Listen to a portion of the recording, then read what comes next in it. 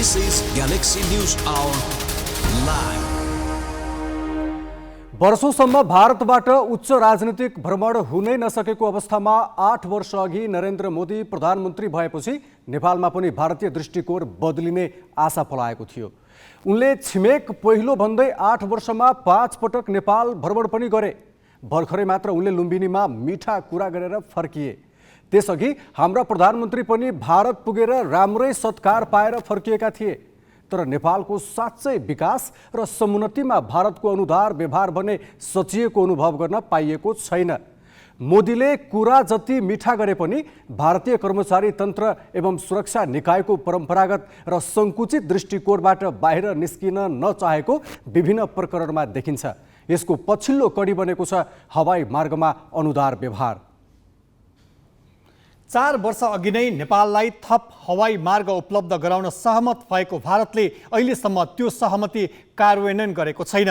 गोरखपुरबाट सिधै भैरवा प्रवेश गर्ने मार्ग दिन नेपालले गरेको पटक पटकको आग्रहलाई उसले लत्याउँदै आएको छ। हालैको भ्रमणमा पनि नेपालले गौतम बुद्ध अन्तर्राष्ट्रिय विमानस्थलमा पहिलो व्यावसायिक उडानबाट मोदी नै अवतरण हुन् भन्ने अपेक्षा नेपालले राखेको थियो। मोदी भने बरु आफू लुम्बिनीको बेग्लै हेलिप्याडमा ओर्लिए, तर हाम्रो राष्ट्रिय गौरवको आयोजना उद्घाटनको खुसीमा साथ दिन तयार भएनन्। हवाई मार्ग पनि नदिने चाल चाले। ग्यालेक्सी न्युज आवरमा हामी नेपालले ठूलो समय र स्रोतको लगानीमा बल्ल तल्ल तयार पारेको विमानस्थलको व्यावसायिक सञ्चालनमा भारतको अनुदार व्यवहार कसरी चुनौती बन्दैछ भन्नेमा केन्द्रित हुनेछौँ।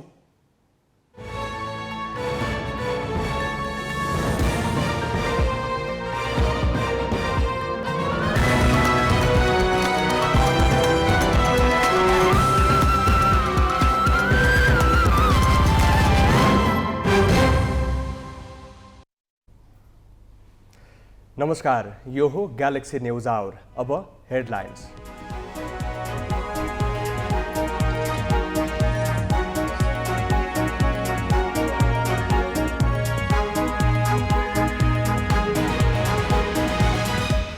काठमाडौँका भित्री शहरमा बालेन्द्र शाहको मत घट्यो। आधाभन्दा बढी गनिसक्दा फराकिलो अग्रता कायमै। गठबन्धन र एमाले उम्मेद्वार 16,000 मतले पछाडि। ठुला दललाई पछाड्दै मुख्य शहरमा स्वतन्त्र र बागी उम्मेद्वार जित नजिक। धनगढीमा हमालको विजय निश्चित। माओवादी 27 र एमाले 10 जिल्लामा नील। नेपालले बारम्बार आग्रह गर्दा पनि थप हवाई मार्ग दिन भारत अनिच्छुक। गौतम बुद्ध अन्तर्राष्ट्रिय विमानस्थल सञ्चालनमा चुनौती। अस्ट्रेलियामा बहालवाला प्रधानमन्त्रीको लिबरल पार्टी नेतृत्वको गठबन्धन पराजित। लेबर पार्टीका एन्थोनी अल्बानिजले नयाँ सरकार बनाउने। र 5 खेलको महिला T20 अन्तर्राष्ट्रिय क्रिकेट श्रृङ्खलामा युगाण्डा 3-2 ले विजयी। अन्तिम खेलमा भने नेपालले 33 रनले हरायो।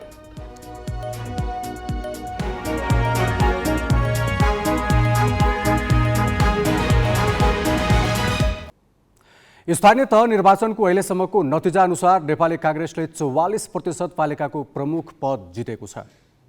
विराटनगर महानगर तथा बुटवल र नेपालगञ्ज उपमहानगर सहित 307 स्थानीय तहको प्रमुखमा कांग्रेस उम्मेद्वार विजयी भएका हुन्। विराटनगर महानगर प्रमुखमा नागेश कोइराला निर्वाचित भए। उनले एमालेका सागर थापालाई 8,500 मतले हराए। कोइराला सत्ता गठबन्धनका उम्मेद्वार हुन्। उनी विरुद्ध बागी उम्मेदवारी दिएका जसपाका उमेश यादवले 8,795 मत पाए। उपप्रमुखमा भने गठबन्धनका तर्फबाट जसपाका उम्मेद्वार अमरेन्द्र यादव एमालेकी शिल्पा कार्कीसँग 11,500 मतले पराजित भए। अमरेन्द्र विरुद्ध बागी उम्मेदवारी दिएकी माओवादी केन्द्रकी नमिता न्युपानेले 5100 मत ल्याइन्। बुटवल उपमहानगर प्रमुखमा कांग्रेसका खेलराज पाण्डे निर्वाचित भए। उनले एमालेका बाबुराम भट्टराईलाई करिब 7,500 मतले हराए। उपप्रमुखमा एमालेकी सावित्रा देवी अर्याल निर्वाचित भइन्। उनले एकीकृत समाजवादीका चीन बहादुर गुरुङको भन्दा करिब 8,000 बढी मत ल्याइन्। काठमाडौँ, ललितपुर, पोखरा, भरतपुर र वीरगञ्ज महानगर सहित 58 स्थानीय तहको अन्तिम परिणाम आउन बाँकी छ। 4 महानगरमा सत्ता गठबन्धनका र 1 महानगरमा स्वतन्त्र उम्मेद्वारले अग्रता कायमै राखेका छन्। काठमाडौँमा आधा भन्दा बढी मतगणना हुँदा स्वतन्त्र उम्मेद्वार बालेन्द्र शाह 15,500 मतले अगाडि छन्। काठमाडौँमा एमालेका केशव विस्थापित र काङ्ग्रेसकी सिर्जना सिंह बीच दोस्रो स्थानका लागि प्रतिस्पर्धा देखिएको छ। ललितपुरमा काङ्ग्रेसका चिरीबाबु महर्जनले एमालेका हरिकृष्ण व्यञ्जनकारको भन्दा दोब्बर मत पाएका छन्। पोखरामा सत्ता गठबन्धनका धनराज आचार्यले एमालेका कृष्ण थापासँगको मतान्तर बढाएका छन्। भरतपुरमा माओवादी केन्द्रकी रेणु दाहालले एमालेका विजय सुवेदीलाई 6000 भन्दा बढी मतले पछाडि पारेकी छन्। वीरगञ्ज महानगर प्रमुखमा जसपाका राजेशमान सिंहले एमालेका विजय सराब्गीको भन्दा दोब्बर मत पाएका छन्। उपमहानगरतर्फ धनगढीमा स्वतन्त्र उम्मेद्वार गोपाल हमालको जित निश्चित भएको छ। गणना गर्न बाँकी मतभन्दा काङ्ग्रेसका निरिप वर्डसँग हमालको मतान्तर बढी छ। धरान उपमहानगरमा पनि स्वतन्त्र उम्मेद्वार हर्क साङपाङले अग्रता बढाएका छन्। उनले काङ्ग्रेसका किशोर राईलाई 3000 भन्दा बढी मतले पछि पारेका छन्। अहिलेसम्मको मत परिणाम अनुसार एमाले 66 नगरपालिका सहित 189, माओवादी केन्द्रले 24 नगरपालिका सहित 120 र जसपाले 6 नगरपालिका सहित 25 स्थानीय तहको प्रमुख पद जितेका छन्। नेकपा एकीकृत समाजवादीका उम्मेद्वार 9 नगरपालिका सहित 17 पालिकाको प्रमुख पदमा विजयी भएका छन्। लोसपाले 10 तथा राप्रपा, राष्ट्रिय जनमोर्चा र नागरिक उन्मुक्ति पार्टीले 4 स्थानीय तहको प्रमुख पद जितेका छन्।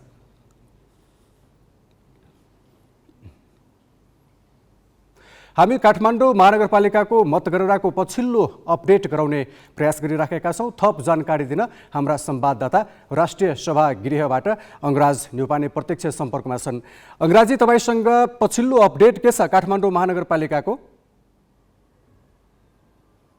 अहिलेसम्म मैले प्राप्त गरेको तथ्याङ्क अनुसार 97,548 मतगणना भइसकेको छ भने 97,548 मतगणना भइसक्दा स्वतन्त्र उम्मेद्वार बालेन्द्र शाहले 35,751 मत प्राप्त गरेर आफ्नो अग्रता कायमै राख्नु भएको छ भने नेकपा एमालेका तर्फबाट प्रत्याशी केशव स्थापितले 19,515 मत प्राप्त गर्नुभएको छ भने त्यस्तै नेपाली कङ्ग्रेसकी सिर्जना सिंहले 19,458 मत प्राप्त गर्नुभएको छ। 19,515 मत केशव स्थापितको हुँदा 19,458 मत सिर्जना सिंहको रहेको छ। अहिलेसम्मको यो पछिल्लो तथ्याङ्क हो। यो तथ्याङ्क 97,548 मत गणना भइसक्दाखेरिको अवस्था हो। अहिलेसम्म करिब 13वटा वडाहरूको मतगणना सम्पन्न भइसकेको छ र 13वटा वडाहरूको मतगणना सम्पन्न हुँदाखेरि 7वटा वडामा नेकपा एमाले वडाध्यक्ष जितेको छ भने 6वटा वडामा नेपाली कङ्ग्रेसले वडाध्यक्ष जितेको छ। त्यस्तै अहिले 7, 9, 10, 11, 23, 24, 25 र 26 नम्बर वडाको मतगणना जारी रहेको छ। अब अहिलेसम्म कतिवटा ठाउँमा मतगणना गरिँदैछ? मतगणनाको गति कस्तो छ? हिजो अस्तिको अवस्था हेर्ने हो भने केही सुधारिएको छ मतगणनाको अवस्था। अहिले 9वटा स्थानमा मतगणना भइरहेको छ र त्यो मतगणना अहिले केही तीव्र रूपमा भइरहेको छ। गुणकहरू पनि हेरफेर हुने काम भइरहेको हुनाले, परिवर्तन भइरहेको हुनाले यसमा केही मतगणनामा चाहिँ केही रफ्तार आएको देखिन्छ। अब यही अनुसारले मत परिणामहरू आइराखे अब कति दिनभित्र सबै मत परिणाम सार्वजनिक भइसक्छ? यो पूर्ण सम्पन्न हुन चाहिँ अझै पनि 4-5 दिन लाग्ने अवस्था देखिएको छ। अझै पनि करिब 1 लाखको हाराहारीमा सम्पन्न हुन लाग्दाखेरि 90,000 करिब गर्न बाँकी नै छ। यो अवस्था हेर्दाखेरि करिब 4-5 दिन चाहिँ अझै पनि गणना गर्न समय लाग्ने अवस्था देखिएको छ। हस्, धन्यवाद अंगराजी। उनी थिए हाम्रा संवाददाता अंगराज न्यौपाने काठमाडौँ महानगरपालिकाको मत परिणामबारे जानकारी दिँदै। हामी काठमाडौँबाट अब गण्डकी प्रदेशतर्फ लाग्न चाहन्छौँ। गण्डकी प्रदेशको कास्कीको पोखरा महानगरपालिकाको पछिल्लो मत परिणामका लगायतका विषयमा जानकारी दिनका लागि हाम्रा सहकर्मी उत्तम पौडेल हुनुहुन्छ। उत्तमजी, पोखरा महानगरपालिकाको मतगणनाको अवस्था र त्यहाँको वस्तुस्थिति बताइदिनुहोस्, के छ? यति बेला हामी पोखराको मतगणना स्थलमा रहेका छौँ, जहाँ पोखरा महानगरपालिकाका 33वटा वडाहरूको मतगणना चलिरहेको छ र कतिपय अधिकांश वडाहरूको मतगणना सम्पन्न भइसकेको छ, जसअनुसार पोखरा महानगरपालिकाभित्रका 19वटा वडाको मतगणना सम्पन्न भइसकेको छ। जसअनुसार नेपाली कङ्ग्रेसले 14वटा वडामा विजय हासिल गरिसकेको छ भने नेकपा एमाले 5वटा वडामा विजय हासिल गरिसकेको छ। हालसम्मको मतपरिणाम हेर्ने हो भने पोखरा महानगरपालिकामा 92,561 मतगणना गरिसकिएको छ, जसअनुसार गठबन्धनका तर्फबाट कलम चुनाव चिन्ह रहेका धनराज आचार्यले 37,122 मतका साथ अग्रस्थान हासिल गरिरहेका छन् भने नेकपा एमालेको तर्फबाट सूर्य चिन्ह रहेका कृष्ण थापाले 33,850 मत प्राप्त गरेर धनराज आचार्यलाई पछाइरहेका छन्। त्यसै गरी हलो चुनाव चिन्हबाट शङ्कर खरालले 4,228 मत प्राप्त गरेका छन् भने खड्गराज पौडेल गणेशले लौरो चिन्हबाट 2,445 मत प्राप्त गरेका छन्। यो मेयर पदका लागि रहेको मतगणना थियो भने त्यसै गरी उपमेयर पदका लागि नेकपा एमालेकी मन्जु देवी गुरुङले 38,576 मत प्राप्त गरेकी छन् भने त्यसै गरी नेपाली कङ्ग्रेसको तर्फबाट कोपिला राणाभाटले 37,545 मत प्राप्त गर्दै मन्जु गुरुङलाई पछ्याइरहेकी छन्। त्यसै गरी हलो चुनाव चिन्हबाट रञ्जना कुमारी सेन पौडेलले 4,131 मत प्राप्त गरेकी छन्। अहिलेसम्मको अवस्था हेर्ने हो भने उत्तमजी, तपाईँको पृष्ठभूमिमा देखिरहेको यो के मिडिया सेन्टरको हो? यो मतगणनाको आज 8औं दिन चलिरहेको छ। त्यहाँको जस्तै सञ्चारकर्मीहरूको व्यग्र प्रतीक्षाहरू, कार्यकर्ताहरूको वा शुभेच्छुकहरूको त्यहाँको अवस्थाको विषयमा पनि अलिकति भनिदिनु दिनुहोस् न, के छ त्यहाँको वर्तमान अवस्था? विशेष गरेर मतगणनाको आज 8औं दिन रहेको छ। मेरो पछाडि ब्याकग्राउन्डमा पनि देख्न सक्नुहुन्छ तपाईँहरूले, जुन चाहिँ सञ्चारकर्मी साथीहरू 8औं दिनसम्म एकदमै आफ्नो काममा यहाँबाट सूचना प्रवाह गर्नको लागि, मतगणनाको परिणामहरू चाहिँ बाहिर ल्याउनको लागि र त्यसै गरी मतगणनाको परिणामहरू चाहिँ त सञ्चार माध्यममा प्रवाह गर्नको लागि अनवरत रूपमा खटिरहनु भएको अवस्था छ भने त्यसै गरी यो परिसरभन्दा बाहिरपट्टि सयौँको सङ्ख्यामा नेता तथा कार्यकर्ताहरू आफ्नो पक्षमा नाराबाजी गरेर र त्यसै गरी लबिङ गरेर उनीहरू चाहिँ त आफ्नो पक्षमा चाहिँ त कुन चाहिँ पार्टीले अथवा कुन उम्मेदवारले बढी मत ल्याउने हो र कुन वडामा कुन जस्तो तपाईँको कुन दल अगाडि आउने हो भन्ने हिसाबले चाहिँ उहाँहरू चाहिँ एकदमै पर्खेर बसिरहेको अवस्था छ। क्षणमा उहाँहरू अपडेट लिइरहनु भएको छ र त्यसै गरी अहिलेसम्मको स्थिति हेर्ने हो भने र 2074लाई फर्केर हेर्ने हो भने अहिलेको पाली र 74को पाली अथवा 74को स्थानीय तहको निर्वाचनमा जुन हिसाबले नेकपा एमाले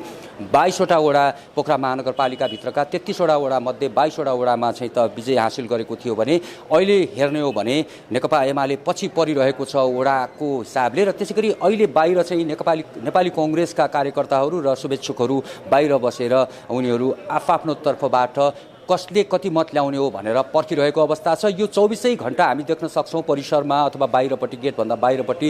अहिले हेर्ने हो भने हिजोबाट सुरक्षाको व्यवस्थालाई पनि अझै कडाई गरिएको छ र विशेष गरेर म्यादी प्रहरीलाई हिजोबाट उनीहरूको भनौँ न 45 दिनको जुन अवधि थियो त्यो सकिएसँगै अहिले चाहिँ यति बेला सशस्त्र प्रहरीलाई यसको बढी परिचालन गरिएको छ र यहाँ सुरक्षाको व्यवस्था पनि एकदम कडाइका साथ अगाडि बढाइएको छ भने सुरक्षाका प्रबन्धहरू पनि मिलाइएको छ र सबै तह र तब्काले आफ्नो हिसाबले आफ्नो जिम्मेवारीका साथ कामहरू गरिरहेको हामी देख्न सक्छौँ। हस् उत्तमजी, धन्यवाद।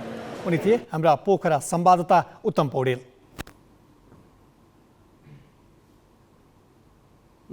पोखरा महानगरपालिकाबाट अब हामी भरतपुर महानगरतर्फ लाग्छौँ। भरतपुर महानगरको पछिल्लो मत परिणामबारे जानकारी दिन प्रत्यक्ष सम्पर्कमा छन् हाम्रा संवाददाता प्रकाश सिग्देल। प्रकाशजी, तपाईँसँग पछिल्लो मत परिणामको अपडेट के छ भरतपुर महानगरपालिकाको? विनयजी, भरतपुर महानगरपालिकामा अहिलेसम्म 16वटा वडा गणेर सकिएको छ।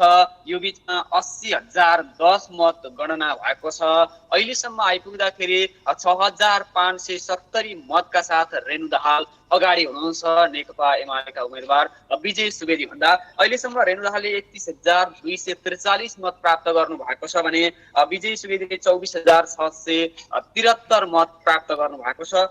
त्यस्तै गरी जगन्नाथ पौडेल जो स्वतन्त्रबाट हुनुहुन्छ उहाँले 11,001 मत प्राप्त गर्नु भएको छ। त्यस्तै गरी उपमेयरमा सत्ता गठबन्धनकै तर्फबाट चित्रसेन अधिकारी हुनुहुन्छ, नेपाली काङ्ग्रेसका उम्मेदवार रुख चिन्हबाट उहाँ चुनाव लड्नु भएको हो। उहाँले 33,653 मत प्राप्त गर्नु भएको छ भने अर्को हिमला गुरुङ हुनुहुन्छ, उहाँले 19,170 मत प्राप्त गर्नु भएको छ। हिमला गुरुङ नेकपा एमालेसँग राप्रपाको गठबन्धनबाट उहाँ उपमेयर हुनु भएको हो। यो हिसाबले अहिलेसम्म हेर्दाखेरि भरतपुर महानगरको अब करिब 40,000 मत गण्न बाँकी रहेको छ। अबको 4 दिनभित्र अन्तिम नतिजा आउँछ भनेर हामीलाई जानकारी आएको छ। यो हिसाबले हेर्दाखेरि भरतपुर महानगरमा यो पटक सत्ता गठबन्धनलाई एकदमै फलिफा भएको देखिएको छ। अहिलेसम्म नेकपा एमाले 3वटा वडा मात्रै जित्न सफल भएको छ भने बाँकी सत्ता गठबन्धनले जितेको छ। सत्ता गठबन्धनमा पनि माओवादीले 1वटा वडा, समाजवादीले 2टा वडा र अरू बाँकी नेपाली काङ्ग्रेसले जितेको स्थिति छ। भरतपुर महानगरको अहिलेसम्मको ताजा चाहिँ अपडेट यही नै हो विनयजी। हस्, धन्यवाद प्रकाशजी। उनी थिए हाम्रा संवाददाता भरतपुर महानगरपालिका बारे जानकारी दिँदै प्रकाश सिग्देल। अब स्थानीय तह निर्वाचन सम्बन्धी बाँकी प्रसङ्ग। यसपालिको स्थानीय तह निर्वाचनमा काङ्ग्रेसले आफ्नो स्थिति निकै सुधार गरेको छ। उसका लागि गठबन्धन निकै फलदायी सिद्ध भयो। यससँगै करिब 700 पालिकाको अन्तिम परिणाम आउँदा काङ्ग्रेसले 300 भन्दा बढी तहको प्रमुख जितेर अग्रस्थानमा छ। अघिल्लो निर्वाचनको तुलनामा माओवादी केन्द्रले पनि आफैलाई उछिनेको छ। तर अघिल्लो निर्वाचनमा 294 स्थानीय तह जितेर पहिलो भएको एमाले भने यसपालि 200 पालिकामा पनि जित्न सकेको छैन। यसपालि कुनै दल पनि 77 जिल्लामै पुग्न सकेनन्। माओवादी केन्द्र 27 र एमाले 10 जिल्लामा निल भएका छन्। 2064 को पहिलो संविधान सभा निर्वाचनमा माओवादी केन्द्र ठूलो दल बन्यो। प्रत्यक्षतर्फ 240 मध्ये 120 सिट माओवादी केन्द्रले जित्यो।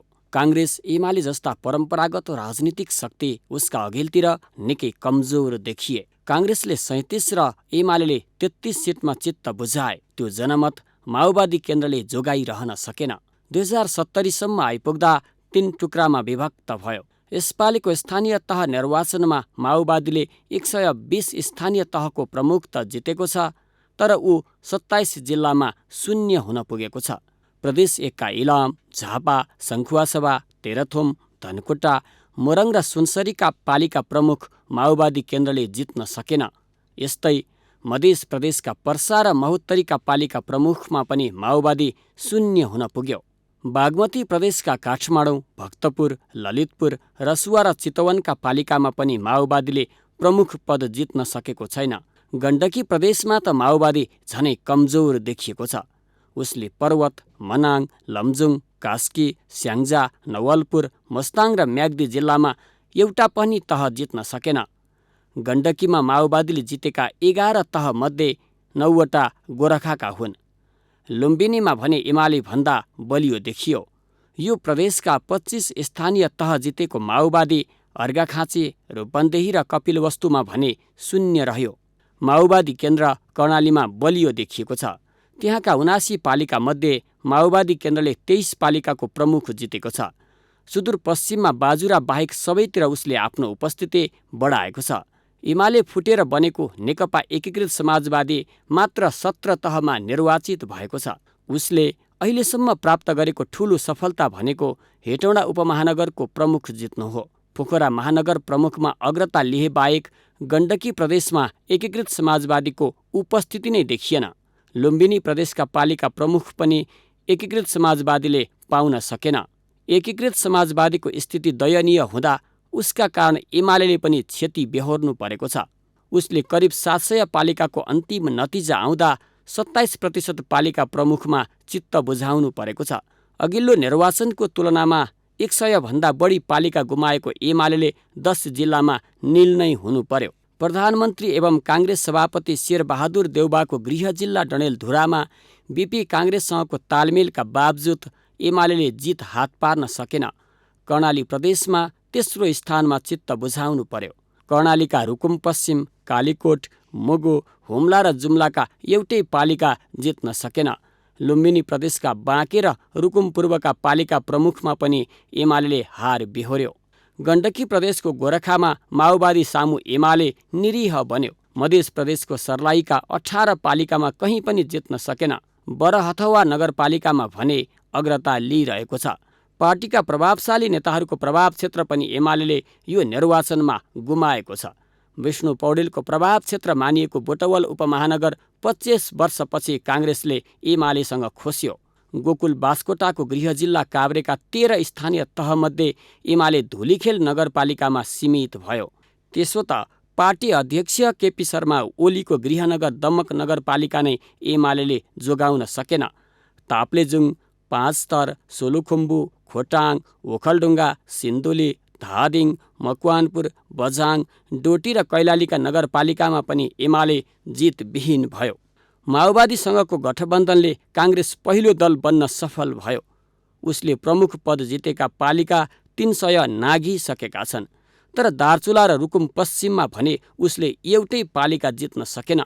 यो निर्वाचनमा महन्त ठाकुरको लोकतान्त्रिक समाजवादी पार्टी निकै कमजोर देखिएको छ। उसले प्रमुख जितेका पालिका 10बाट बढ्नै सकेको छैन। ग्यालेक्सी फोकेका लागि अक्षर काकाको रिपोर्ट। 6वटा महानगरमध्ये अहिलेसम्म 1वटा महानगरपालिकाको मतपरिणाम सार्वजनिक भइसकेको छ। त्यसैगरी उपमहानगरपालिकाहरूको पनि मतपरिणाम सार्वजनिक हुने क्रम जारी छ। धरान उपमहानगरपालिकामा स्वतन्त्र उम्मेदवारले अग्रता कायम गरेपछि थप चासोको विषय बनेको छ। हामी धरान उपमहानगरपालिकाको अवस्था पछिल्लो मतपरिणामबारे अपडेट लिने प्रयास गर्छौँ। हामीसँग प्रत्यक्ष सम्पर्कमा छन् प्रदेश 1 धरान उपमहानगरपालिकाबाट हाम्रा संवाददाता राजु पौडेल। राजुजी, तपाईसँग पछिल्लो अपडेट के छ धरान उपमहानगरपालिकाको र त्यहाँको समग्र अवस्था के छ? विनयजी, धरान उपमहानगरपालिकाको मतगणना जारी रहेको छ र अहिलेसम्म 52,009 मत गणना भइसकेको छ, जसमा प्रमुखतर्फ स्वतन्त्र उम्मेदवार हर्क साम्पाङले 3,000 मत अन्तरले लिड गरिरहनु भएको छ। उहाँले 16,812 मत प्राप्त गर्दा उहाँका निकटतम प्रतिस्पर्धी नेपाली काङ्ग्रेसका किशोर राईले 13,812 मत प्राप्त गर्नुभएको छ भने एमालेकी उम्मेदवार मन्जु भण्डारीले 11,011 मत प्राप्त गर्नुभएको छ। उपप्रमुखतर्फ भने माओवादी केन्द्रका उम्मेदवार ऐन्द्र विक्रम बेगाले 16,741 मतका साथ लिड गरिरहनु भएको छ। उहाँका निकटतम प्रतिस्पर्धी एमालेका पदम लिम्बुले 14,973 मत प्राप्त गर्नुभएको छ र अहिलेसम्म मतगणनाको हिसाबले अब बाँकी रहेको 10,889 मत गर्न बाँकी रहेको छ र अहिले अन्तिम चरणतर्फ आइपुगेको छ, जसमा 15 नम्बर वडा, 16 नम्बर वडा र 17 नम्बर वडाको गणना भइरहेको छ। विनयजी, धरान उपमहानगरपालिकाको अब जसरी स्वतन्त्र उम्मेदवारले अग्रता कायम गरेका छन्, उनको जित निश्चित देखिन्छ? यसै भन्न सकिने अवस्था छैन विनयजी। अब मतगणना अझै 10,889 मतगणना बाँकी रहेको छ र मत अन्तर हेर्ने हो भने 3,000 मत अन्तरले लिड गरिराख्नु भएको छ। यो हिसाबले अब अहिले नै जित सुनिश्चित भइसक्यो भन्न त सकिँदैन। यद्यपि मत अन्तर धेरै भएको कारणले जस्तो सामाजिक सञ्जालहरूमा र अन्य अब यहाँ उहाँका शुभचिन्तक र आफन्त अथवा भनौँ न उहाँका समर्थकहरू पनि एक हिसाबले अब विजय नजिक हुनु भइसकेको भनेर चाहिँ उहाँको शुभेच्छा शुभभाग त प्रकट गरिराख्नु भएको छ। तर यद्यपि अहिलेसम्म मत गर्न बाँकी रहेको अवस्थामा यसै भन्न सकिने अवस्था चाहिँ छैन। फराकिलो मत अन्तर भएका कारणले उहाँको जित सुनिश्चित छ भनेर चाहिँ धेरै उहाँका शुभेच्छुक शुभचिन्तकहरूले चाहिँ भनिराख्नु भएको अवस्था छ। तर मत परिणाम हेर्ने हो भने अब जे पनि हुन सक्ने अवस्था चाहिँ अझै पनि रहेको छ विनयजी। मतगणनाको गति कस्तो छ? अब यही गतिमा मत परिणाम आइराख्ने हो भने कहिलेसम्म सबै मत परिणाम सार्वजनिक हुन सक्छ? हजुर विनयजी, अब जस्तो अब अहिले 10,889 मत गर्न बाँकी रहेको अवस्थामा र 3वटा वडाको मात्रै छ र मतगणना चलि नै रहेको छ। यही हिसाबले गर्दाखेरि भोलिसम्ममा चाहिँ अन्तिम परिणाम चाहिँ सार्वजनिक गर्न सकिन्छ भनेर यहाँको निर्वाचन कार्यालयले जानकारी गराएको छ विनयजी। हस्, धन्यवाद राजुजी। उनी थिए हाम्रा संवाददाता प्रदेश 1बाट धरान उपमहानगरपालिकाको पछिल्लो मतपरिणामबारे जानकारी गराउँदै। प्रदेश 1बाट अब हामी लाग्न चाहन्छौँ सुदूरपश्चिम प्रदेशतर्फ, जहाँ धनगढी उपमहानगरपालिकाको मतपरिणाम र त्यहाँ रहेको अवस्था पनि निकै रोचक बन्दै गएको छ। यस विषयमा थप जानकारी लिन्छौँ हाम्रा संवाददाता हिक्मत रावलसँग। हिक्मतजी, धनगढी उपमहानगरपालिकाको अहिलेको अवस्था के छ बताइदिनुहोस्। धनगढी उपमहानगरपालिकाको अब मेयर को बन्ने भन्ने लगभग निश्चित बन्न थालेको छ। त्यो प्रतीक्षाको घडी मतदाताको सकिन थालेको छ र आज अबेर राति वा बिहानसम्म धनगढी उपमहानगरपालिकाको मतगणना सम्पन्न हुनेछ र अहिले पछिल्लो मतपरिणाम अनुसार स्वतन्त्र उम्मेदवार गोपाल हमालले 25,021 मत प्राप्त गर्नुभएको छ भने गठबन्धनका उम्मेदवार नृपबहादुर ओडले 13,051 मत प्राप्त गर्नुभएको छ। यसरी हेर्दाखेरि मतान्तर निकै फराकिलो बन्दै गएको छ। गोपाल हमाल जो स्वतन्त्र उम्मेदवार छन् उनले आफ्नो जित लगभग सुनिश्चित गरेका छन्। गन्न मत जो बाँकी छ, अब 3टा वडा बाँकी छ धनगढी उपमहानगरका, ती गन्न मतभन्दा मतान्तर नै धेरै छ। यसकारण उनको जित लगभग सुनिश्चित भएको छ र प्राप्त जानकारी अनुसार आज अबेर राति वा बिहानसम्म मतगणना सकिसक्ने भनेर चाहिँ यहाँ मुख्य निर्वाचन अधिकृतले त्यो जानकारी दिएका छन्। र अर्कोतर्फ उपमेयरमा आज शनिबार बिहानसम्म शान्ति कुमारी अधिकारी गठबन्धनका उम्मेदवार हुनुहुन्थ्यो, उहाँ अग्रता लिइराखेका बेला दिउँसोबाट चाहिँ एमालेका उम्मेदवार कन्दकला कुमारी राणाले अग्रता लिइराखेकी छन् र लगभग अहिले बाँकी वडामा पनि अरू कन्दकला नै अगाडि रहने अनुमान गरिएको छ। यसरी उपमेयरमा कन्दकला राणाले अग्रता लिइराखेकी छिन् भने मेयर पदमा स्वतन्त्र उम्मेदवार गोपाल हमालले आफ्नो जित लगभग सुनिश्चित गरेका छन्, त्यो मत परिणामले देखाइसकेको छ। र अहिलेसम्मको अर्को जानकारी गराउँ कि अहिले 57,418 मत गणना भइसकेको छ। यहाँ 63,715 मत खसेको थियो धनगढी उपमहानगरपालिकामा, त्यो मतगणना आजै हुने भनिएको छ। र उपमेयर पदमा झन्डै 16,000 को हाराहारीमा बदर मत भएको छ भने 8-9 हजार को हाराहारीमा मेयर पदमा मत बदर भएको छ। यसरी भोलि बिहान मात्रै या आज अबेर राति यहाँको मतगणना सकिनेछ र बाजुराको बुढी गङ्गा नगरपालिकामा मतगणना त्यहाँ सकिएको छैन, बाँकी छ। र यसै गरी कञ्चनपुरका केही पालिकामा बाँकी छ। र यता उपमहानगरपालिका जो सुदूरपश्चिमको एउटा मात्र उपमहानगरपालिकाको यसको परिणाम चाहिँ आज अबेर राति या बिहान आउनेछ। नवराजी, हिक्मतजी, अहिले अब मेयरको पदका लागि जित करिब निश्चित गरिसकेका गोपाल हमालको अलिकति पृष्ठभूमि, यस अघिको निर्वाचनमा उनको सहभागिता र ठुला वा राष्ट्रिय हिसाबले प्रभावशाली मानिएका दलहरूलाई चुनौती दिने परिस्थिति कसरी बन्यो? निश्चय नै यसपालि अब निर्दलीय व्यक्ति अर्थात् स्वतन्त्र उम्मेदवारलाई धनगढीवासीले रोजेको देखिन्छ, नयाँ अनुहारलाई। र योभन्दा पहिला 2700 मतले उपविजेता बनेका थिए गोपाल हमाल। अहिलेकै नृपबहादुर ओड जो मेयर पदमा गठबन्धनका उम्मेदवार छन्, उहाँसँग 2700 मतले फराकिलो मतान्तर भएको थियो त्यति बेला 74 को निर्वाचनमा। यति बेला गोपाल हमाललाई मतदाताले विश्वास गरेको देखिन्छ। एउटा सामाजिक व्यक्तित्व, सुशासनका लागि लड्ने व्यक्ति भनेर त्यो त्यसरी चाहिँ मतदाता लिइराखेका छन्।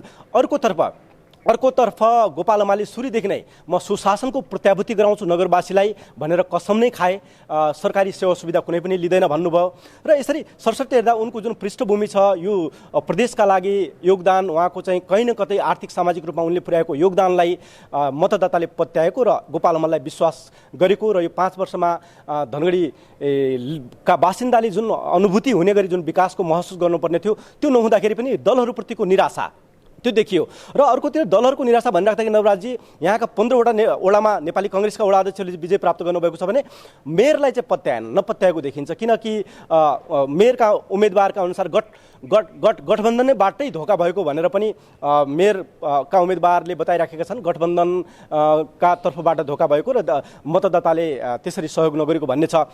अहिले यहाँ हामीले चाहिँ कि उम्मेदवारहरू अहिले जो मेयर पदका उम्मेदवार हुनुहुन्छ स्वतन्त्र उम्मेदवार गोपाल हमाल, जसले आफ्नो जितलाई सुनिश्चित गरेको, उहाँसँग कुराकानी गर्ने बताएको थियो। उहाँ केही ढिला पुग्ने भएका कारण उहाँसँग हामी कुरा गर्न नसक्ने भयौँ र सरसर्ती मैले पछिल्लो मत परिणामसहित यहाँको जुन अवस्था धनगढी उपमहानगरपालिकाको मत परिणामको अवस्था बताए। र यसपालि ऐतिहासिक एउटा रूपमा यो क्षेत्रका बासिन्दाले नयाँ अनुहार, निर्दलीय व्यक्ति, एउटा स्वतन्त्र उम्मेदवारलाई रोजेको देखिन्छ। उहाँप्रतिको यो विश्वास हो, त्यो देखाएको छ मत परिणामले। हामीले हाम्रो व्यक्तिगत विचार भन्दा पनि आम मतदाताले धनगढीवासीका लागि के गर्छन् गोपी हमालले भन्ने हेतु त्यो मत त्यसरी चाहिँ 25,000-26,000 को हाराहारीमा जुन मत आइराखेको छ, यो क्षेत्रका लागि यो चाहिँ ऐतिहासिक क्षणका रूपमा मतदाता लिइराखेका छन्। नवराजी, धन्यवाद। उनी थिए हाम्रा सुदूरपश्चिम प्रदेशबाट संवाददाता हिक्मत राव र धनगढी उपमहानगरपालिकाको यस अघिको 2074 सालको स्थानीय तहको निर्वाचनमा उपविजेता बनेका गोपाल हमाल यसपटक विजेताको नजिक पुगेका छन्। 753 स्थानीय तहमध्ये अब केहीको मात्र मत परिणाम आउन बाँकी छ। बहुदलीय व्यवस्था भएकाले दलहरूबीच नै मुख्य प्रतिस्पर्धा हुनु स्वाभाविक हो। तर यसपटकको निर्वाचनमा दलका उम्मेदवारले मात्र जितेनन्, धेरै ठाउँमा स्वतन्त्र अनि बागी उम्मेदवारले पनि आफ्नो प्रभावशाली उपस्थितिका साथ ठूला दलहरूलाई चुनौती दिए। पार्टीले टिकट नदिँदा विद्रोह गरेका उल्लेख्य संख्याका उम्मेदवारले जित सुरक्षित गरेका छन्। वैशाख 12 गते उम्मेदवारी दर्ता गर्ने दिनसम्म प्रहलाद छेत्री काङ्ग्रेसमै थिए। महोत्तरीको बर्दिवास नगरपालिका प्रमुखमा उम्मेदवारी दिन निर्वाचन अधिकृतको कार्यालय पनि पुगे। तर अन्तिम समयमा बालुवाटारको फोनले काङ्ग्रेसबाट मेयर बन्ने उनको सपना खोसिदियो। प्रधानमन्त्री शेरबहादुर देउवाले चिरञ्जीवी हमाललाई अघि सारेपछि छेत्री अवाक बने। काङ्ग्रेस प्रदेश समितिले नै सिफारिस गरेर प्रचार सुरु गरिसकेका छेत्री बालुवाटारको दबावमा झुकेनन्। उनले कुनै पार्टीको झण्डा मुनि बसेर होइन, नगरवासीको मनमा बसेर मत लिने अठोट लिए र प्यानल सहित स्वतन्त्र उम्मेदवारी दिए। जेब्रा चिन्ह पाएको प्यानल भारी मतका साथ विजयी भयो। मैले बर्दिवास गद्दीको विकासको लागि काम गर्नेछु। मैले सम्पूर्ण राजनीतिक दललाई मिलाएर कुनै पनि दोष पर्दाप नगरिकन सबैसँग हातोमालो गरी बर्दिवास विकास गद्दीको विकासको लागि काम गर्नेछु। छेत्रीले 14,210 मत पाउँदा हमालले 1,263 मत मात्र पाए। उनीबाट खोसिएको टिकट पाएका हमालले जमानत समेत जोगाउन नसकेपछि बालुवाटार हिस्सा भएको छ। बर्दिवासका छेत्री एक उदाहरण हुन्। पार्टीको धोकाका कारण अन्तिम समयमा टिकट गुमाएकाहरू अरू पनि धेरै छन् जो बागी उठेर पार्टीलाई धक्का दिए। काङ्ग्रेसले गठबन्धनमा तालमेल गर्दा जनकपुर उपमहानगर प्रमुख जसपाको भागमा पर्यो। काङ्ग्रेसबाट टिकट नपाएपछि स्वतन्त्र उम्मेदवारी दिएका मनोज शाहले अहिले गठबन्धनलाई आछु पारिरहेका छन्। गठबन्धनका उम्मेद्वार लालकिशोर शाह चौथो नम्बरमा छन् भने मनोज शाहले फराकिलो अन्तरका साथ अग्रता लिइरहेका छन्। म सुरुदेखि गठबन्धनको विरोध गरेको छु र गठबन्धनको कारणले मेरो नपरेको। गठबन्धन नभएको भए नेपाली काङ्ग्रेसले मलाई नि टिकट दियो भने काङ्ग्रेस त मलाई पत्याएकै हो नि त। तर ऊ आफै टिकट लिएन भने हामीले के दिन्छ?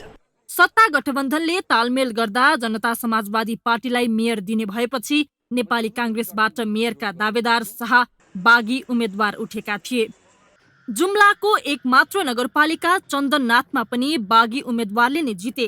त्यहाँ काङ्ग्रेसका राजु सिंह कठायतले 2,403 मत पाउँदा काङ्ग्रेसका आधिकारिक उम्मेद्वार पदम बहादुर शाहीले 2,341 मत ल्याए।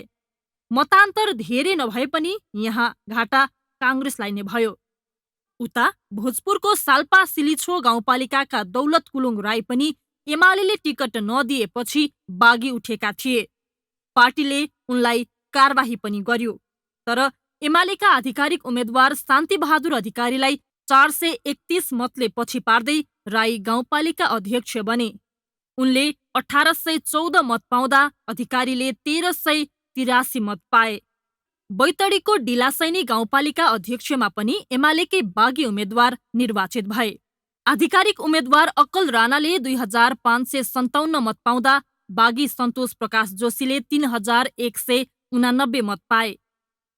जित्छु भनेर अघि सरेका राई र जोशीलाई एमाले टिकट दिएको भए साल्पा सिलिछो र डिलासैनी सायद एमालेको हुन्थ्यो। बागी उम्मेद्वारले काङ्ग्रेस र एमालेलाई मात्र होइन एकीकृत समाजवादीलाई पनि घाटा भएको छ। यस निर्वाचनमा खासै राम्रो नतिजा ल्याउन नसकेको एकीकृत समाजवादीले गठबन्धनका नाममा आफूलाई टिकट नदिएपछि कालीकोटको खाडाचक्र नगरपालिकामा यही पार्टीबाट विद्रोह गरेका कमल बहादुर शाहीले जित हासिल गरे।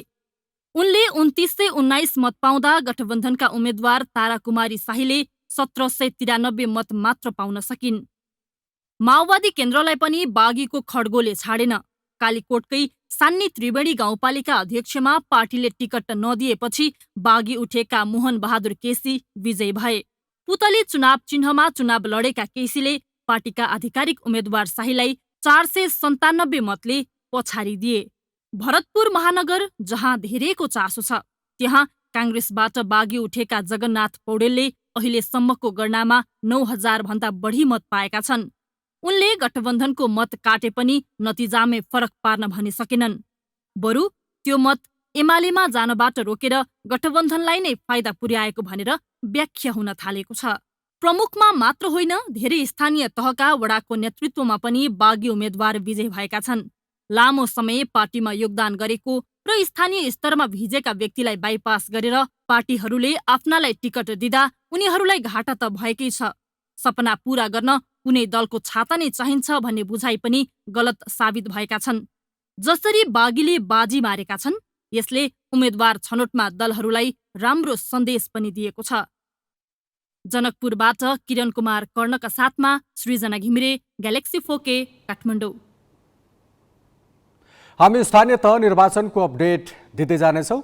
ग्यालेक्सी 4K को प्रसारण तपाईँ काठमाडौँ उपत्यकामा रेडियो ग्यालेक्सी 101.8 मेगाहर्जमा पनि सुन्न सक्नुहुन्छ। अब केही न्युज संक्षेपमा। विश्वका 12 देशका 80 जनामा मंकी पक्सको भाइरस देखिएको छ। अफ्रिकाबाट सुरु भएको मंकी पक्स भाइरस अमेरिका, बेलायत, क्यानाडा, अस्ट्रेलिया लगायत युरोपका देशमा पनि देखिएको हो। बेलायतमा मात्र 20 जनामा संक्रमण पुष्टि भएको छ। मंकी पक्स भाइरस विरुद्ध बेलायतले खोप अभियान सुरु गरेको छ। स्पेनले पनि मंकी पक्स भाइरस विरुद्धको खोप किनेको छ। मंकी पक्स भाइरस युरोपमा सबैभन्दा पहिले 2 साता अघि बेलायतमा देखिएको थियो। संक्रमित व्यक्ति नाइजेरियाबाट आएका हुन्।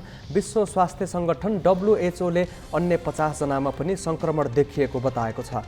तर संक्रमण देखिएका देशको नाम भने सार्वजनिक गरेको छैन।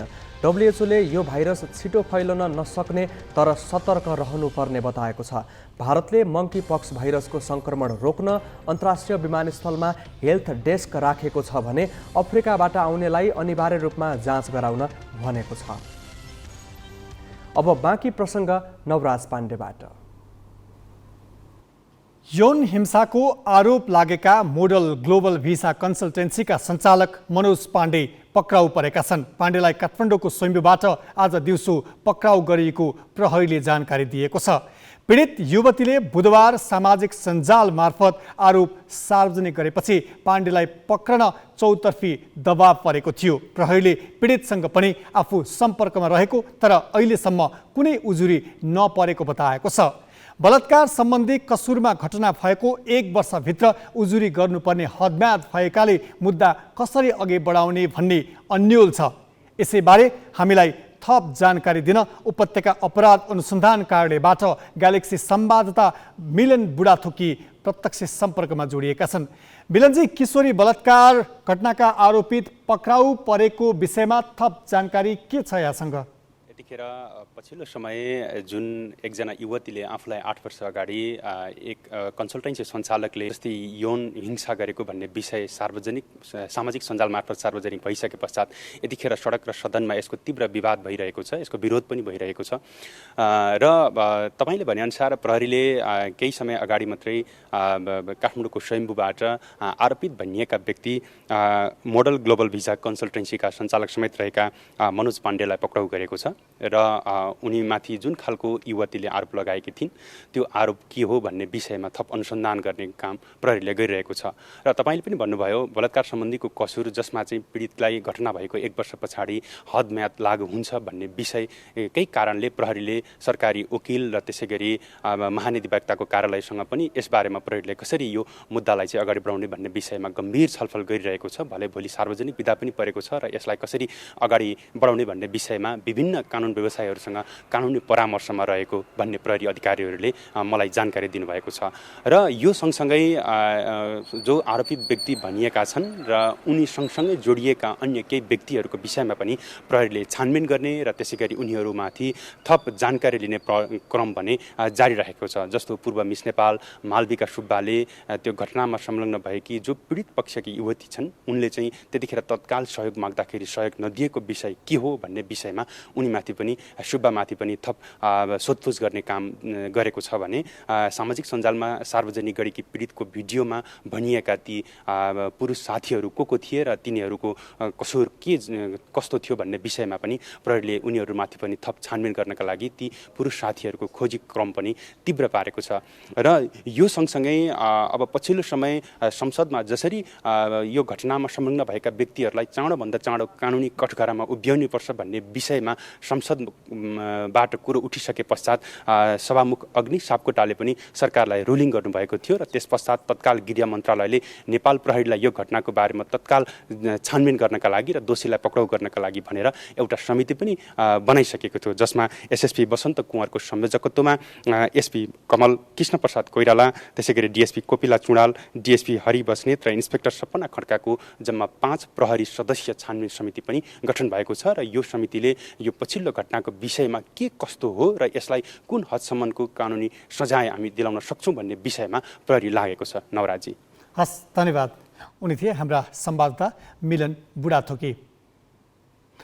सौन्दर्य प्रतियोगिताका नाममा किशोरीमाथि यौन शोषण भएको घटनाको अनुसन्धान र दोषीलाई सजायको माग गर्दै काठमाडौँसहित विभिन्न स्थानमा आज पनि प्रदर्शन भएको छ। हिजो बालुवाटारको प्रधानमन्त्री निवास अगाडिबाट सुरु भएको प्रदर्शन आज पोखरा, बिर्तामोड र देशका अरू सहरमा पनि पुगिरहेको छ। उनीहरूले अपराधीलाई तत्काल कानुनी कारबाहीको दायरामा ल्याई पीडितलाई न्याय दिनुपर्ने माग मात्र गरेनन्, मौजुदा हद म्याद सम्बन्धी कानुनमा पनि संशोधन गर्नुपर्ने आवाज उठाएका छन्। हेरौँ काठमाडौँको माइती घरमा भएको प्रदर्शनको यो दृश्य। बलात्कारीलाई सजाय दे, पीडितलाई न्याय दे भन्ने नारासहित आज यस माइतीघर मण्डलामा स्वस्फूर्त रूपमा उपस्थित भएका युवा युवतीले प्रदर्शन गरेका छन्। गत बुधबार सार्वजनिक भएको बलात्कारको घटनाले अहिले सडकमा ठूलो संख्यामा युवा युवतीहरू बलात्कारीलाई कारवाही गर भन्ने नारासहित चाहिँ प्रदर्शन गरिरहेका छन्। हामीलाई अरू केही होइन, जस्ट सिनी र जस्टिस भन्ने एउटा हुन्छ नि। पहिला पनि अब निर्मला पन्तहरू यत्तिकै जति जस्टिस मागे पनि केही पनि भएन नि त। अब त सबै मिडियालाई पनि थाहा छ, सबैलाई थाहा छ, रिनोड मान्छेहरू हुनुहुन्छ होइन, उहाँहरूलाई त्यही हो। अब सुस्मिता जसरी पनि जस्टिस पाओस्, त्यही हो हामीलाई त। अरू हिजो पनि हाम्रो बालुवाटारमा त्यहाँ थियो र आज पनि हामी यहाँ आएका छौँ र अझैसम्म पनि रेपिस्टलाई अझै अगाडि लिँदैन, सजाय दिँदैन भने हामी आउँछौँ, भोलि पनि आउँछौँ। यो हाम्रो कन्टिन्यू नै हुनेछ। बोलेर मात्र हुँदैन होइन, त्यो पुरा गर्न सक्नुपर्छ। एक दुईजनालाई चाहिँ ह्याङ नै गर्नुपर्छ क्या यस्तो रेपिस्टहरूलाई। होइन भने यो घटना हाम्रो सोसाइटीमा घटिरहन्छ क्या, किनभने हिजो पनि विगतको कुराहरूमा घटिरहेको थियो, आज पनि घटिरहेछ। आज हामीले यति गरिरहेछौँ, न्याय पाउँछ भनेरै गरिरहेको हो होइन। हामी विश्वस्त छौँ कि सुस्मिताले न्याय पाउँछ र पाउनु पनि पर्छ। नपाएसम्म हामी यो ठाउँ छोड्दैन। मेरो पनि छोरी छ। यो जुन किसिमले यो घटना भएको छ यो चाहिँ साह्रै नै नराम्रो हो। हाम्रो नेपाल जस्तो देशको लागि चाहिँ साह्रै नै नराम्रो घटना हो। यसमा चाहिँ हामीले पनि सुस्मिताको लागि हिँड्नुपर्छ भन्ने मनसाय लिएर म आएको हुँ। पढाइ लेखाइ काम गर्न गयो, जहाँ गयो यस्तो घटना हुन्छ। हाम्रो नेपालको नियम साह्रै फितलो भयो, अति अत्याचार भयो। सडकमा उत्रिएको यो ठुलो भिडको एउटै आवाज छ, पीडितलाई न्याय दे, दोषीलाई सजाय दे। कडा भन्दा कडा सजाय हुनुपर्छ यस्ता बलात्कारीहरूलाई। हाम्रो छोरीहरू जहाँ गए पनि जतिखेर गए पनि सेफ हुनुपर्छ भन्न चाहन्छु म। रिसले नै गर्दा आउनुभएको होइन। आई रियली होप द्याट यो चाहिने रेलेभेन्ट अथोरिटिज कहाँ यो पुग्छ, because this is unacceptable and it's too much with that. तपाईँ एकदमै हिँड्न पनि अप्ठ्यारो भइरहेछ होइन, यसरी समर्थन जनाउन आउनुभएको छ, के भन्न चाहनुहुन्छ यो केसलाई लिएर चाहिँ? यो भर्खर सुरु हुँदैछ, हरेक आमाहरू आइपुग्नुपर्छ अब यो आन्दोलनमा। पीडितले चाहिँ न्याय पाउनुपर्छ भन्ने आवाज उठिरहँदा पीडकले चाहिँ सजाय पाउने हो कि होइन भन्ने पनि एक खालको प्रश्न उब्जिएको छ र हामी चाहिँ जुन यहाँ यसरी समर्थन जनाउन आइरहनु भएको छ होइन, पीडितले चाहिँ न्याय पाउनेमा, किनकि समयको हदबन्दी लागेको छ होइन, पीडितले न्याय पाउनेमा चाहिँ तपाईँहरू कतिको विश्वस्त हुनुहुन्छ? विश्वस्त भन्दा पनि अहिले चाहिँ के हो भन्दा होइन, अब यतिचोटि हाम्रो केसहरू बाहिर निस्केको छ नि होइन, अनि जतिचोटि केस निस्क्यो त्यतिचोटि नै अब हामी यसरी सपोर्ट गऱ्यौँ भन्छौँ होइन, क्राउड बोलाउँछौँ, तर यो सर्टेन टाइमपछि आफै हराउँछ नि यो क्राउड, तर कहिले पनि न्याय त पाएन नि। बट दिस टाइम होइन, उसको कुराले फेरि कुरा निस्केको छ भने अब चाहिँ वी वान्ट एक्सन के। मैले आज थाहा पाएँ, म आज दौडेर आएँ हो। यसरी नै यदि हामीले कन्टिन्यू गर्दै गयो भने चाहिँ यसरी नै यो क्राउड चाहिँ कम हुँदैन कि। तर फेरि अब ल यसले न्याय पाउँदैन जस्तो सरकारले केही पनि गरेन, हाम्रो यो र्याली जति सबै खेर गयो भनेर हामी शान्त बस्यो भने चाहिँ फेरि त्यतिकै सेलाउँदै जाने सबै पहिला जस्तो नि। यस केसको चारैतिरबाट विरोध हुन थाले पछाडि, साथै सडकमा प्रदर्शन बढ्न थाले पछाडि नेपाल प्रहरीले समेत यस घटनाको अनुसन्धान सुरु गरेको जनाएको छ। क्यामेरामा साधुराम लामिछानेका साथ प्रज्ञा तिमल सिन्हा, ग्यालेक्सी 4K, काठमाडौँ।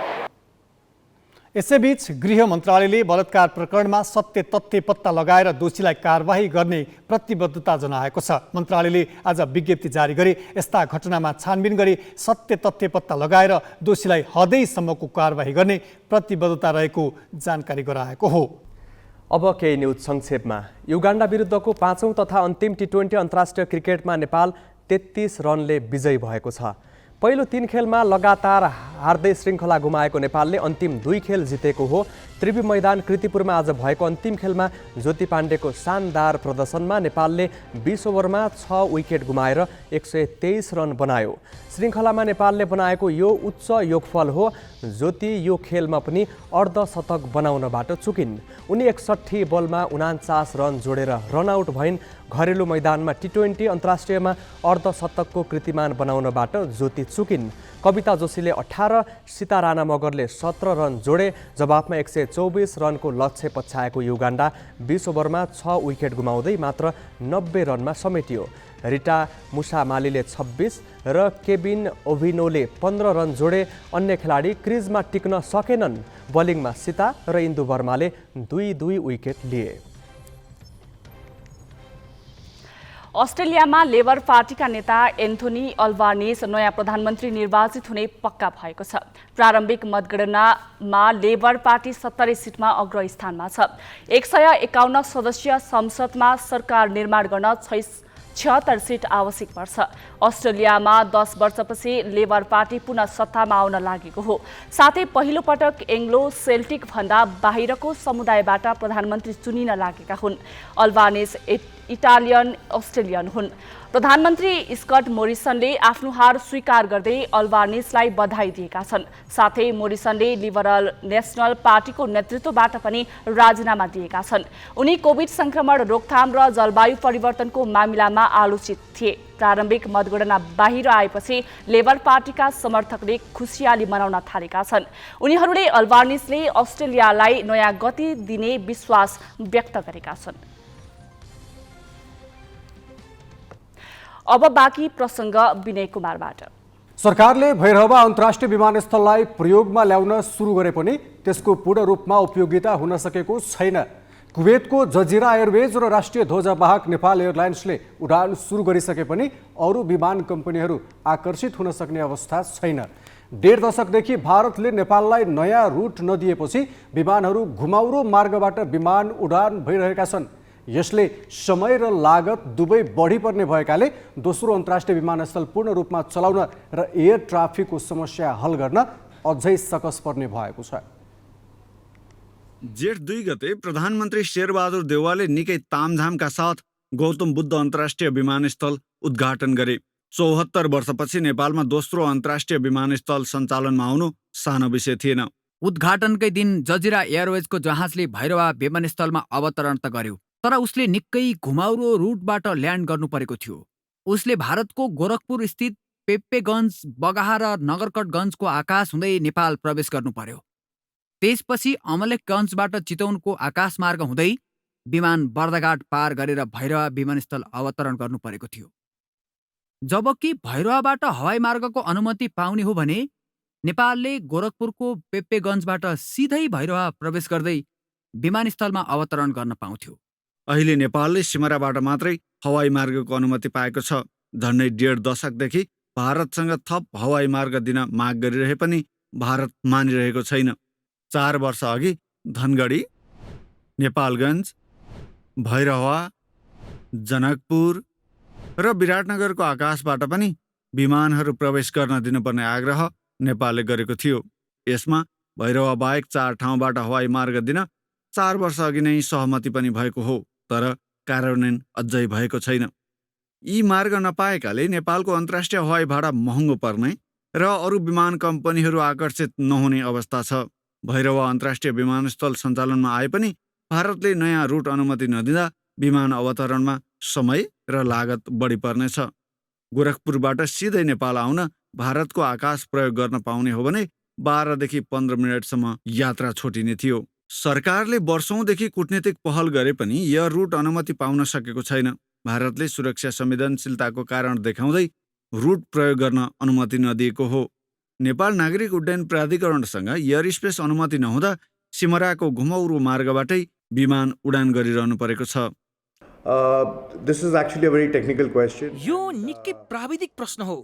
नागरिक उड्डयन प्राधिकरणद्वारा एयरलाइन्सलाई प्राप्त एयर स्पेसका आधारमा हामी उडान गरिरहेका छौँ। नेपाल, भारत र अन्य मुलुकहरूले व्यवस्थापन गर्ने रुटमा मात्रै विमानहरू उडान गर्न पाउने अवस्था छ। गौतम बुद्ध विमानस्थल बने पनि सहज हवाई रुट उपलब्ध नभएसम्म यस विमानस्थल क्षमता अनुरूप सञ्चालनमा आउन नसक्ने अवस्था छ। तसर्थ यस विषयमा सरकारले कूटनीतिक तौरबाटै गम्भीर पहल गर्नुपर्नेछ। क्यामेरामा योगेश लामाका साथ पवन तिमिल सिन्हा, ग्यालेक्सी फोके, काठमाडौँ। हामी ग्यालेक्सी न्युज आवरको अन्त्यमा छौँ। जाँदा जाँदै हेडलाइन्स।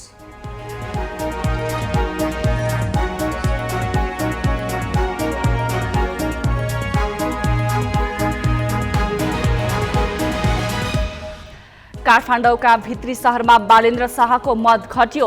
आधाभन्दा बढी गनिसक्दा फराकिलो अग्रता कायमै। गठबन्धन र एमाले उम्मेद्वार 16,000 मतले पछाडि। ठुला दललाई पछाड्दै मुख्य सहरमा स्वतन्त्र र बागी उम्मेद्वार जित नजिक। धनगढीमा हमालको विजय निश्चित। माओवादी 27 र एमाले 10 जिल्लामा नील। नेपालले बारम्बार आग्रह गर्दा पनि थप हवाई मार्ग दिन भारत अनिच्छुक। गौतम बुद्ध अन्तर्राष्ट्रिय विमानस्थल सञ्चालनमा चुनौती। अस्ट्रेलियामा बहालवाला प्रधानमन्त्रीको लिबरल पार्टी नेतृत्वको गठबन्धन पराजित। लेबर पार्टीका एन्थोनी अल्बानिजले नयाँ सरकार बनाउने। र 5 खेलको महिला T20 अन्तर्राष्ट्रिय क्रिकेट श्रृङ्खलामा युगाण्डा 3-2 विजयी। अन्तिम खेलमा भने नेपालले 33 रनले हरायो।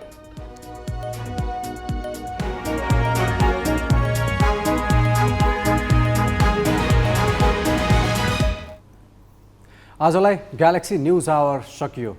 नमस्ते।